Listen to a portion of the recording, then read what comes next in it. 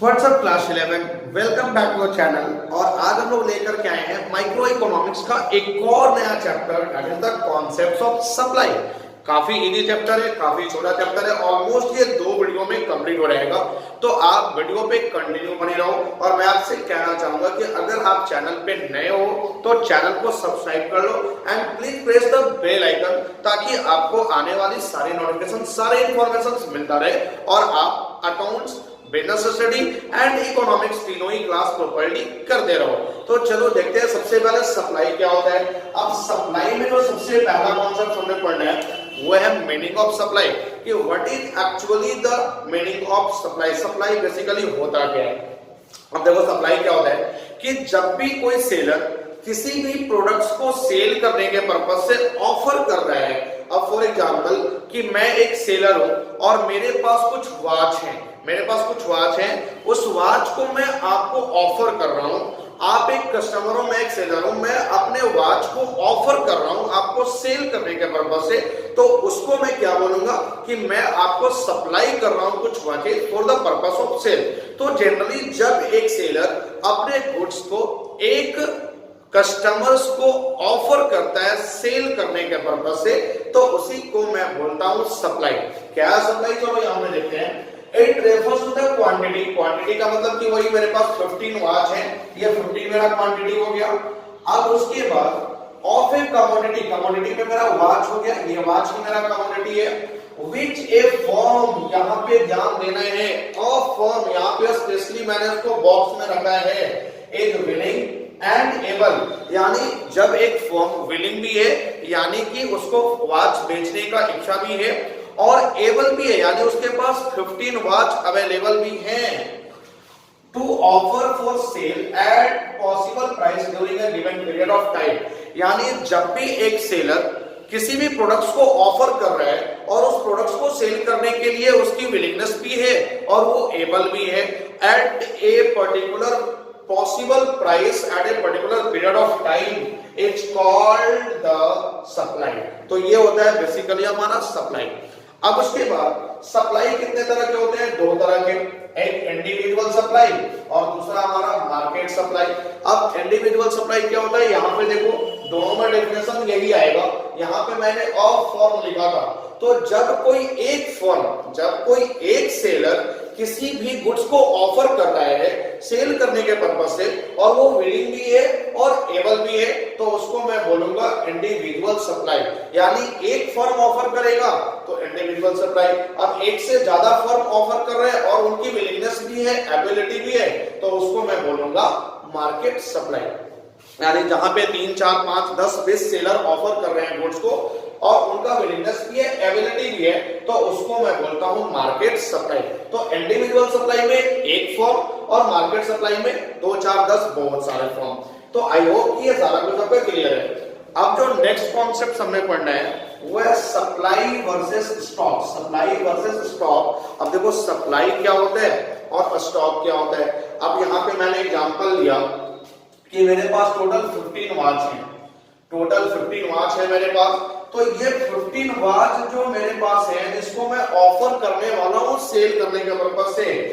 इस 15 वॉच को ही मैं बोलूंगा स्टॉक। ये 15 वॉच मेरे स्टॉक में है। अगर एज ए प्रोड्यूसर मैं बात करूं कि मैंने 15 वॉच प्रोड्यूस किया है, तो वो 15 वॉच मेरे गोडाउन में पड़े हुए हैं, दैट इज आवर स्टॉक। ये मेरा स्टॉक है। अब फॉर एग्जांपल कि इसमें से 5 वॉच को मैं ऑफर कर रहा हूं सेल करने के पर्पज से, तो बेसिकली ये जो 5 वॉच मैं ऑफर कर रहा हूं इसी को मैं बोलूंगा सप्लाई। ये हो गया मेरा सप्लाई कि मैं 5 वॉच को ऑफर करने वाला हूं सेल करने के पर्पज से, तो वो बेसिकली मेरा सप्लाई हो गया।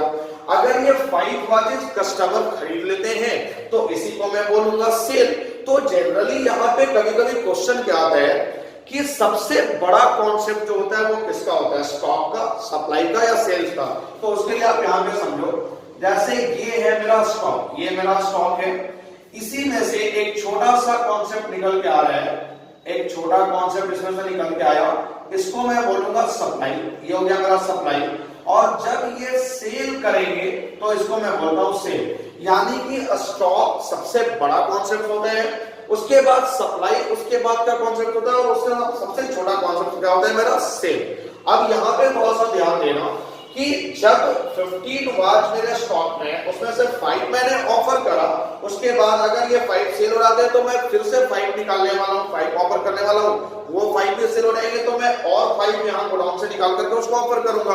तो इस केस में कभी कभी ऐसा भी होता है कि मेरे पास 15 स्टॉक थे, यानी 15 वॉच थे, मैंने सप्लाई भी 15 करा और मेरी सेल भी 15 हो गई, तो उस केस में स्टॉक, सप्लाई एंड सेल ये तीनों ही सिमिलर हो जाएंगे, तीनों बिल्कुल सेम हो जाएंगे। तो ये था स्टॉक वर्सेस सप्लाई और सप्लाई वर्सेस स्टॉक। अब उसके बाद नेक्स्ट जो कॉन्सेप्ट मुझे देखना है वो है डिटरमिनेंट्स ऑफ सप्लाई। काफी इंपॉर्टेंट पॉइंट्स याद रखना। डिटरमिनेंट्स ऑफ सप्लाई को ही मैं बोलता हूं फैक्टर्स अफेक्टिंग सप्लाई, इसी को मैं बोलता हूं फैक्टर्स अफेक्टिंग सप्लाई। अब डिटरमिनेंट ऑफ सप्लाई का मतलब कि कौन कौन से ऐसे फैक्टर्स हैं जो हमारे सप्लाई को अफेक्ट करेंगे, जिसके कारण सप्लाई या तो बढ़ेगा या घट जाएगा। तो देखो यहाँ पे टोटल 9 फैक्टर्स हैं, जिसमें 6 हमने यहाँ लिखे हैं, बाकी के 3 मैं आपको समझा दूंगा। वो 3 बहुत ज्यादा इंपॉर्टेंट नहीं है, जो काफी ज्यादा इंपॉर्टेंट है वो 6 मैंने यहाँ पे लिखे हुए हैं। सबसे पहला price of A given commodity, यानी किसी भी कमोडिटी का जो प्राइस होता है उसके कारण हमारे सप्लाई को वो अफेक्ट करता है। अब फॉर एग्जांपल कि मेरे गुड्स का जो प्राइस है, मेरे कमोडिटी का जो प्राइस है वो बढ़ गया, तो अब आप बताओ कि अगर मेरे कमोडिटी का प्राइस बढ़ेगा तो मेरा प्रॉफिट भी बढ़ जाएगा, और जब प्रॉफिट बढ़ जाएगा तो उस केस में मैं सप्लाई भी क्या कर लूंगा, बढ़ा लूंगा। यानी प्राइस बढ़ा तो प्रॉफिट भी बढ़ा, प्रॉफिट बढ़ा तो मैं अपना सप्लाई क्या कर लूंगा, बढ़ा लूंगा। सप्लाई तो मुझे बढ़ाना ही है। अगर यहाँ पे उल्टा होगा कि मेरा प्राइस जो है वो रिड्यूस हो गया, तो प्रॉफिट भी तो मेरा रिड्यूस करेगा, और जब प्रॉफिट घट जाएगा तो मैं सप्लाई भी क्या करूंगा, घटा लूंगा, क्योंकि जब प्रॉफिट ही नहीं हो रहा तो सप्लाई बढ़ा के क्या करना, सप्लाई मुझे घटाना ही पड़ेगा। तो यहाँ पे जनरली जो आपका सप्लाई है वो सीधा किस पे बेस्ड होता है, प्राइस पे बेस्ड होता है, कि अगर प्राइस बढ़ रहा है तो प्रॉफिट भी बढ़ रहा है, प्रॉफिट बढ़ रहा है तो मैं सप्लाई भी बढ़ा लूंगा, अगर प्राइस घट रहा है तो प्रॉफिट भी घट रहा है, प्रॉफिट घट रहा है तो मैं सप्लाई को भी क्या करूंगा, घटा दूंगा। तो यहाँ पे जनरली कौन सा रिलेशनशिप देखने को मिल जाता है, डायरेक्ट रिलेशनशिप। डायरेक्ट रिलेशनशिप या इसी को मैं बोलता हूं क्वालिटेटिव रिलेशनशिप। तो प्राइस और सप्लाई में क्वालिटेटिव रिलेशनशिप होता है कि जब प्राइस बढ़ेगा तो सप्लाई भी बढ़ जाएगा, जब प्राइस घटेगा तो सप्लाई भी घट जाएगा। इसके बाद नेक्स्ट है हमारा price of other goods. Other goods का क्या मतलब है कि मेरे गुड्स से मिलता जुलता हुआ जो प्रोडक्ट्स है उसी को मैं बोलता हूं अदर गुड्स। अब यहाँ पे मैं एग्जांपल देता हूं कि अदर गुड्स के प्राइस में चेंजिंग होने के कारण भी हमारा सप्लाई इफेक्ट होता है। इसको एक एग्जांपल से समझो। अब मैं एग्जांपल यहाँ पे लेता हूं कि एक फार्मर है जो कि विट ग्रो कर रहा है, एक फार्मर विट ग्रो कर रहा है और एक दूसरा फार्मर है जो कि अपने लैंड में राइस ग्रो कर रहा है। एक विट ग्रो कर रहा है, एक राइस ग्रो कर रहा है। अभी फिलहाल जो दोनों के प्राइस है वो बिल्कुल सेम है, विट का भी प्राइस और राइस का भी प्राइस, दोनों का प्राइस सेम है। तो इस केस में दोनों का सप्लाई भी क्या होगा, बिल्कुल सेम होगा। बट आप सोचो कि अगर पूरे दिन के बाद विट का प्राइस बढ़ जाता है, विट का प्राइस बढ़ जाता है, तो जैसे ही विट का प्राइस बढ़ेगा क्या प्रॉफिट भी बढ़ेगा, बिल्कुल बढ़ेगा, प्रॉफिट भी बढ़ जाएगा। तो जब प्रॉफिट बढ़ जाएगा, जबकि हमारे राइस का प्राइस बिल्कुल कांस्टेंट है, राइस के प्राइस में कोई चेंजिंग नहीं हुआ है, विट का प्राइस बढ़ गया तो प्रॉफिट भी क्या हो जाएगा, बढ़ जाएगा। तो उस केस में जो भी फार्मर्स राइस प्रोड्यूस कर रहे थे वो राइस छोड़ करके कहां आ जाएंगे, विट पे आ जाएंगे। अब आप मुझे बताओ कि जैसे ही राइस वाले लोग राइस को छोड़ करके विट पे आ जाएंगे तो विट का प्राइस पहले से बढ़ा हुआ है, विट का प्रॉफिट पहले से बढ़ा हुआ है, तो विट का सप्लाई भी क्या हो जाएगा, बढ़ जाएगा ना, सप्लाई भी बढ़ जाएगा।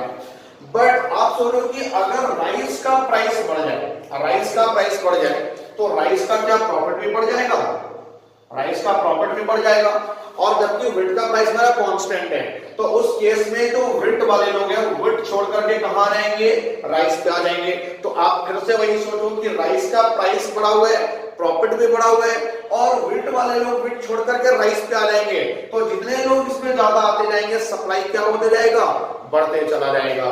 तो यहाँ पे विट का प्राइस अगर बढ़ रहा है तो राइस वाले लोग आ जा रहे हैं विट पे, विट का सप्लाई क्या हो जा रहा है, बढ़ जा रहा है। यानी मेरे गुड्स का प्राइस बढ़ रहा है तो दूसरे वाले लोग अपने गुड्स को छोड़ के मेरे गुड्स पे आ जा रहे हैं, मेरे गुड्स का प्राइस क्या हो जाएगा, बढ़ जाएगा। अगर सामने वाले अदर गुड्स का प्राइस बढ़ गया तो मैं अपना गुड्स छोड़ करके अदर गुड्स पे चला जाऊंगा तो अदर गुड्स का सप्लाई क्या हो जाएगा, बढ़ जाएगा। तो ये था एक प्राइस ऑफ गिवन कमोडिटी, यानी मेरे गुड्स का प्राइस और यहाँ अदर गुड्स का प्राइस, दोनों ही के कारण सप्लाई इफेक्ट होता है। नेक्स्ट है हमारा price of factors of production. अब price of factors of production क्या होता है कि फैक्टर्स ऑफ प्रोडक्शन के लिए मेनली 4 एलिमेंट्स होते हैं, land, labour, capital and entrepreneur. अब ये 4 ऐसे एलिमेंट्स हैं जो प्रोडक्शंस में हमारा हेल्प करते हैं, तो इनको फैक्टर्स ऑफ प्रोडक्शंस के रूप में जाना जाता है। अब आप सोचो कि अगर फैक्टर्स ऑफ प्रोडक्शंस के जो एलिमेंट हैं इनका कॉस्ट बढ़ जाए कि लैंड भी महंगा हो गया, लेबर भी काफी ज्यादा चार्ज ले रहे हैं, कैपिटल भी काफी महंगे मिल रहा है, एंटरप्रेन्योर का कॉस्ट बढ़ गया, तो जैसे ही इनका कॉस्ट बढ़ेगा, ये चीजें महंगी मिलना स्टार्ट हो जाएगी, तो मेरा प्रॉफिट मार्जिन घटेगा। जैसे ये फैक्टर्स ऑफ प्रोडक्शन बढ़ेगा, मेरा प्रॉफिट मार्जिन क्या हो जाएगा, घटेगा। अब आप बताओ कि अगर मेरा प्रॉफिट मार्जिन घट गया तो क्या मैं सप्लाई को भी घटा दूंगा, सप्लाई भी घट जाएगा। तो अगर फैक्टर्स का प्रोडक्शन कॉस्ट यानी कॉस्ट ऑफ प्रोडक्शन फैक्टर्स जो है वो महंगा हो रहा है तो प्रॉफिट घट रहा है, सप्लाई भी क्या हो जाएगा, घट जाएगा। बट आप सोचो कि अगर ये फैक्टर्स ऑफ प्रोडक्शन के कॉस्ट जो है सस्ते हो गए, लैंड भी सस्ता में मिल रहा है, लेबर भी काफी कम चार्ज ले रहे हैं, कैपिटल भी काफी इजीली अरेंज हो जा रहा है और एंटरप्रेन्योर का कॉस्ट भी घट गया है, तो जैसे ही ये फैक्टर्स ऑफ प्रोडक्शन सस्ते होंगे मेरा प्रॉफिट मार्जिन क्या हो जाएगा, बढ़ जाएगा। और जब मेरा प्रॉफिट मार्जिन बढ़ेगा तो मैं सप्लाई को भी क्या करूंगा, बढ़ा लूंगा।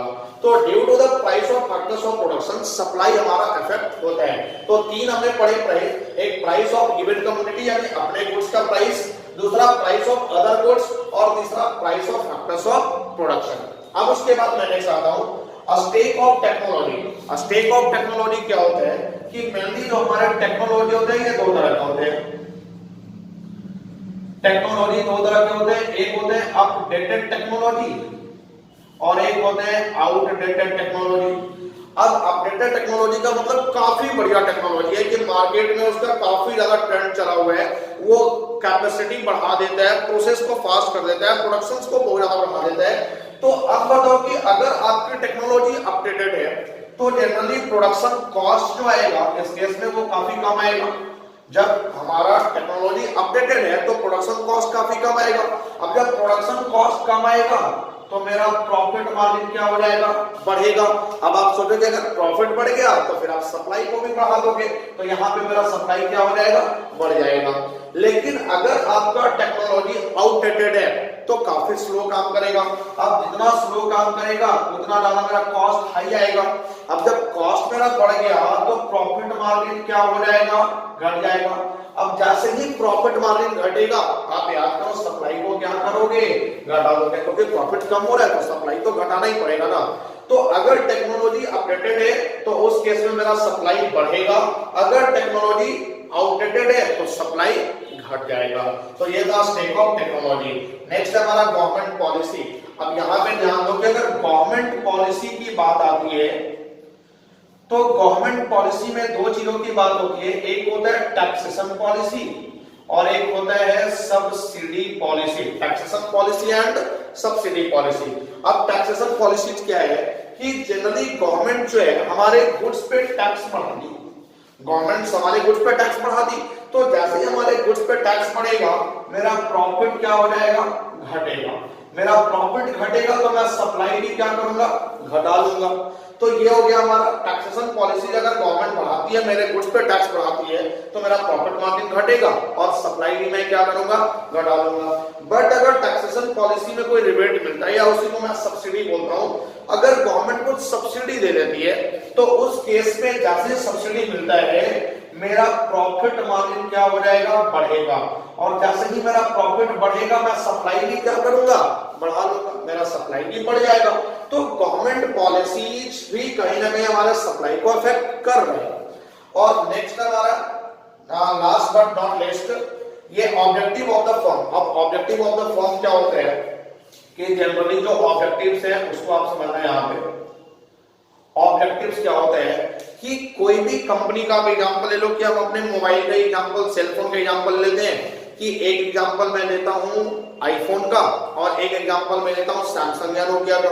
तो जनरली आईफोन वाले का ऑब्जेक्टिव क्या होता है कि वो हायर प्राइस पे भी वो सबसे ज्यादा सेल कर लेते हैं और सबसे ज्यादा प्रॉफिट कमा लेते हैं। बट सैमसंग या नोकिया जो भी आपका मिड रेंज का फोन है उसमें जनरली क्या होता है कि उनका तो सेल तब होता है ना जब उनका प्राइस कम होता है, यानी वो अपना प्राइस घटाते हैं तभी उनका सेल होता है। बट एप्पल वाले का पॉलिसी कुछ और है।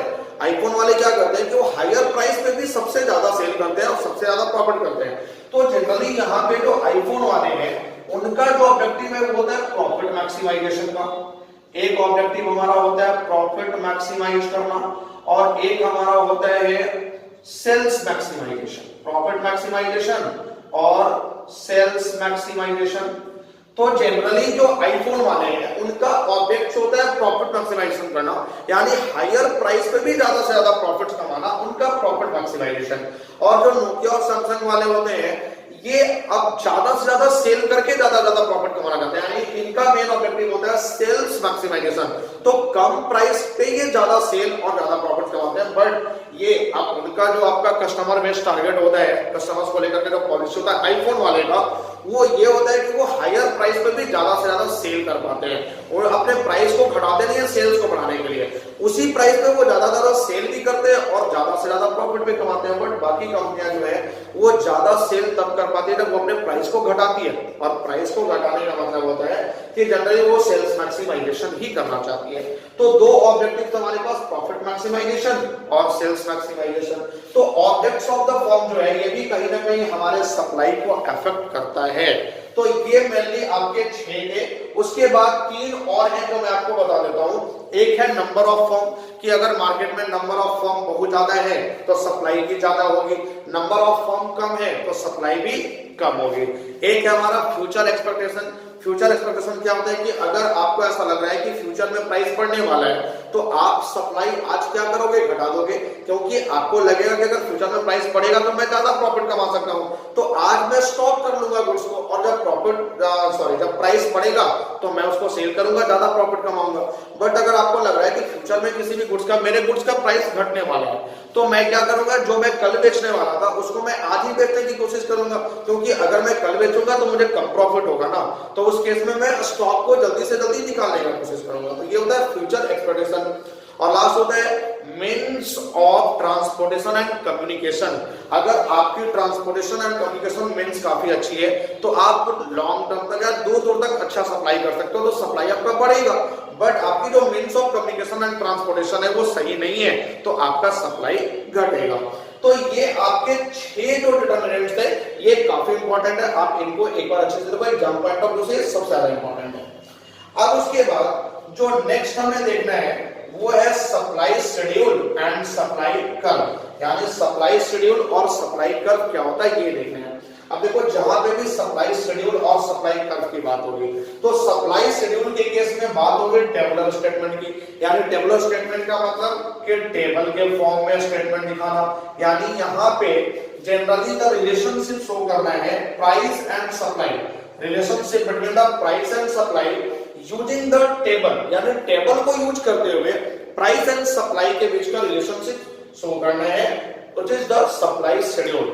और जब भी सप्लाई कर्व की बात होगी तो वहां पे बात होगी ग्राफिकल प्रेजेंटेशन की, यानी यहाँ पे प्राइस एंड सप्लाई का रिलेशनशिप शो करना है यूजिंग द ग्राफ, यानी ग्राफ को यूज करते हुए प्राइस एंड सप्लाई का एक रिलेशनशिप शो करना है, उसको मैं ग्राफिकल प्रेजेंटेशन या सप्लाई कर्व बोलता हूं। अब यहाँ पे थोड़ा सा ध्यान देना कि आपका जो सप्लाई था वो 2 तरह का था, individual supply as well as market supply. तो जो हमारा टेबुलर स्टेटमेंट या सप्लाई शेड्यूल होगा वो भी कितने तरह का होगा, 2 तरह का, एक इंडिविजुअल सप्लाई शेड्यूल और एक मार्केट सप्लाई शेड्यूल। उसी तरह से जब मैं सप्लाई कर्व की बात करूं तो ये भी 2 तरीके का होगा, एक इंडिविजुअल सप्लाई कर्व और एक मार्केट सप्लाई कर्व। अब यहाँ पे कभी कभी आपके क्वेश्चंस में ये बोल देगा कि आप सप्लाई शेड्यूल बना करके दिखाओ, प्राइस और सप्लाई का रिलेशनशिप आपको शो करना है सप्लाई शेड्यूल बना करके, या कभी कभी बोल देगा कि आप कर्व बना करके दिखाओ, यानी कि आप ग्राफ बना करके दिखाओ सप्लाई और प्राइस के बीच का रिलेशनशिप के लिए। तो हम लोग दोनों ही बना सकते हैं, सप्लाई शेड्यूल भी और सप्लाई कर्व भी। चलो और जल्दी से देखते हैं सप्लाई कर्व और सप्लाई शेड्यूल ये दोनों ही कैसे बनेगा। सबसे पहले मैं बात करता हूं इंडिविजुअल इंडिविजुअल सप्लाई शेड्यूल की या मार्केट सप्लाई शेड्यूल की। तो डेफिनेशन फिर से वही आएगा कि जब कोई एक फर्म जो होता है अपने गुड्स को विलिंग भी है और एबल भी है सेल करने के लिए, कि जो भी फर्म है a firm which is willing as well as able to supply his products or supply his goods is called the individual supply schedule. And when two or more than two firms wants to sell or wants to offer his goods and is willing as well as able to supply his products is called the supply schedule. अब यहाँ पे सबसे पहले समझो कि मैं बात कर रहा हूँ इंडिविजुअल सप्लाई शेड्यूल की। तो इंडिविजुअल सप्लाई शेड्यूल में मैं यहाँ पे एक प्राइस ले लेता हूँ, ये मैं बात कर रहा हूँ इंडिविजुअल सप्लाई शेड्यूल। तो यहाँ पे इंडिविजुअल सप्लाई शेड्यूल की अगर मैं बात करूं तो यहाँ पे ये मैं प्राइस ले लेता हूँ और ये मेरा सप्लाई हो जाएगा। इन दोनों ही के बीच में टेबल बना करके रिलेशनशिप शो करना है कि अगर मेरा प्राइस 10 है, 20 है, 30 है, तो सप्लाई जो मेरा 100 है, 200 है और 300 है। यानी कि जैसे जैसे मैं प्राइस बढ़ा रहा हूं मेरा सप्लाई भी क्या हो रहा है, बढ़ रहा है, क्योंकि प्राइस और सप्लाई दोनों में पॉजिटिव रिलेशनशिप होता है कि अगर एक बढ़ेगा तो दूसरा भी बढ़ेगा। तो ये जो शो हुआ टेबल ये होता है इंडिविजुअल सप्लाई शेड्यूल। यानी कि यहाँ पे मैंने एक सेलर का सप्लाई लिया है कि एक सेलर क्या क्या सप्लाई कर रहा है एट डिफरेंट प्राइसेस पे।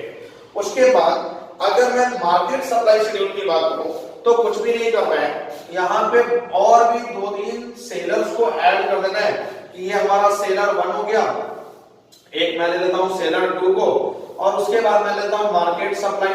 तो देखो मार्केट सप्लाई निकालने के लिए मुझे क्या करना होगा, मार्केट सप्लाई निकालने के लिए सेलर 1 प्लस सेलर 2 ऐसे करके सेलर n तक मुझे जाना है। इस सबको बस ऐड करते जाओ, सेलर 1 का सेलर 2 का सप्लाई, तो निकल जाएगा मार्केट सप्लाई। अब देखो सेलर 2 जो था ये क्या कर रहा था कि ये 50 से 100 फिर 100 से 150 ऐसे करके अपना बढ़ा रहा था कि 10 रुपया प्राइस था तो ये सप्लाई कर रहा था 50, जब 20 रुपीज हुआ तो ये 100 और 30 रुपीज हुआ तो 150। तो इस तरह से ये सेलर 2 का सप्लाई निकल गया।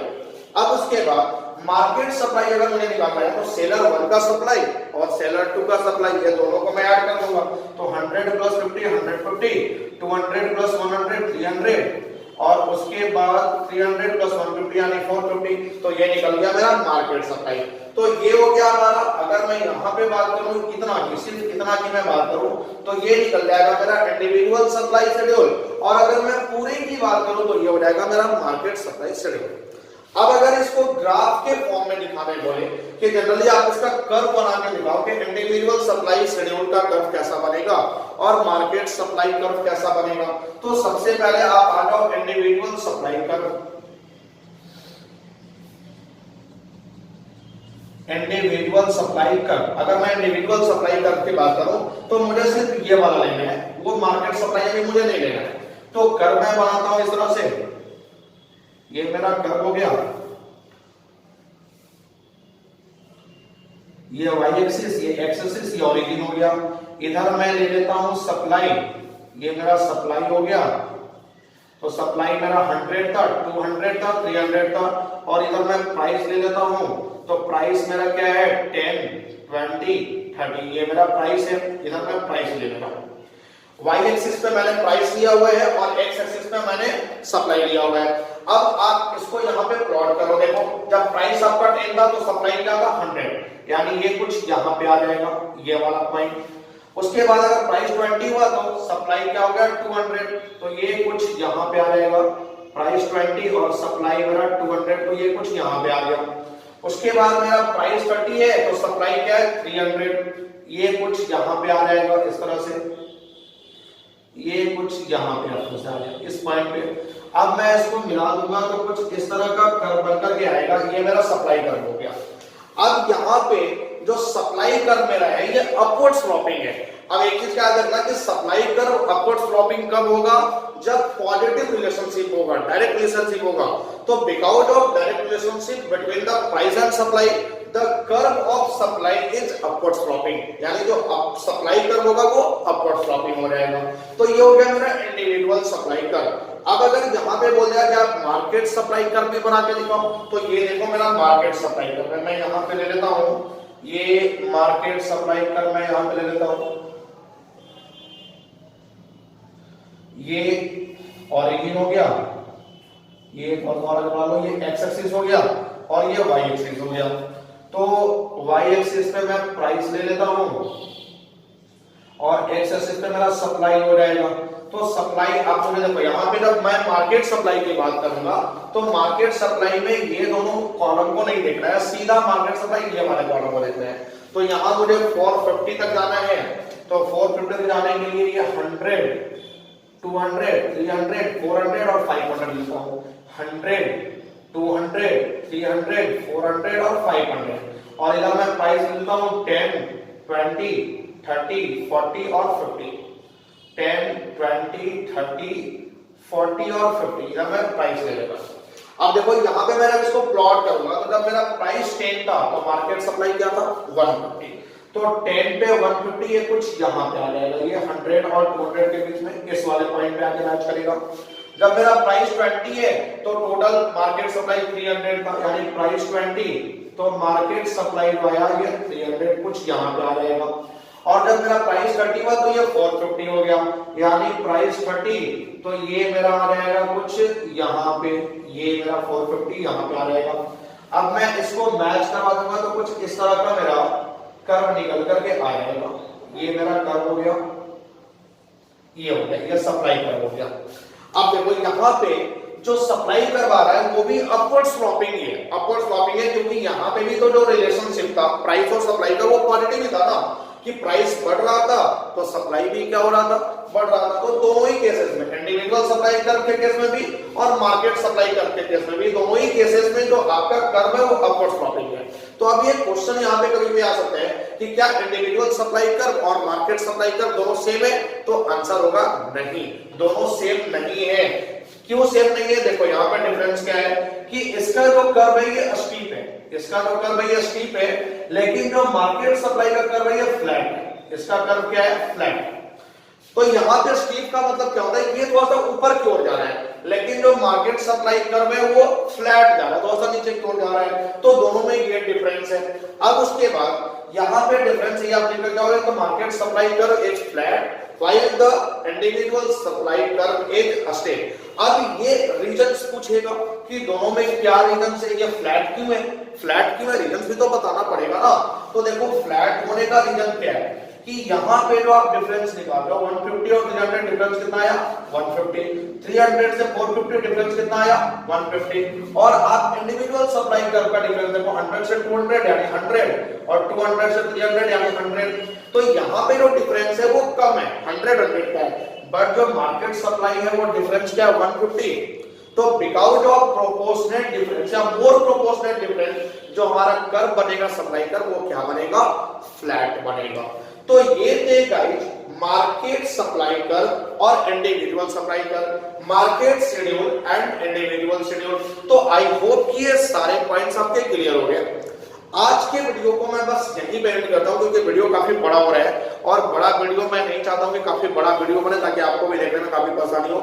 मैं छोटे वीडियो में सारा कॉन्सेप्ट क्लियर करने का कोशिश करता हूं। तो आज का वीडियो काफी लॉन्ग हो रहा है, तो उस केस में मैं आज का वीडियो यहीं पर स्टॉप करता हूं। बाकी एक वीडियो मैं इसका और बनाऊंगा और वो कल आपको मिल जाएगा, तो कल ये चैप्टर समूह का कंप्लीट हो जाएगा। तब तक आप इसका नोट्स बनाओ और एनसीईआरटी का लैंग्वेज पढ़ना बिल्कुल मत भूलो, क्योंकि एनसीईआरटी का लैंग्वेज आपका जो भी कॉन्सेप्ट होगा वो 100% क्लियर कर देगा। उसके बाद भी अगर कोई डाउट रह जाता है तो आप कमेंट सेक्शन में मैसेज करो, इमीडिएट आपका रिप्लाई वहां पे दिया जाएगा। और आप अपना रिस्पॉन्सिबिलिटी बिल्कुल भी मत भूलना, चैनल को सब्सक्राइब कर दो अगर आपने सब्सक्राइब नहीं किया है, और उसके साथ साथ वीडियो को लाइक भी करते रहो, शेयर भी करते रहो, ताकि सारे लोगों तक ये इंफॉर्मेशन पहुंच जाए। Thank you.